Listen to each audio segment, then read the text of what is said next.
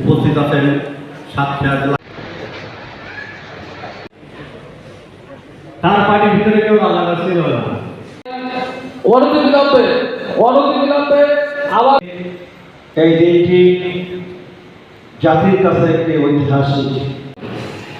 ওই মিছিলটা সামনে যারা সংগ্রামী সাথী বন্ধুগণ, আসুন আমরা আমাদের এই সাতক্ষীরাকে তারই ফলশ্রুতিতে গত জুলাই আগস্ট যে তীব্র আন্দোলন জাতির ইতিহাসে নতুনভাবে সংযোজিত স্বর্ণাক্ষরে লিখিত এক ঐতিহাসিক দিবস।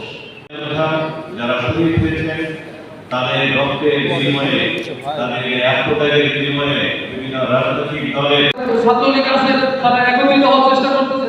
হ্যাঁ ভাই আমরা আসতেছি, হ্যাঁ ভাই আমাদের এই কারণে আমরা আটকে আছি, আমাদের 10 মিনিট দেরি হবে, 20 মিনিট দেরি হবে, করতে করতে আমরা দেখি যে তারা এখান থেকে বেরোয় যায়।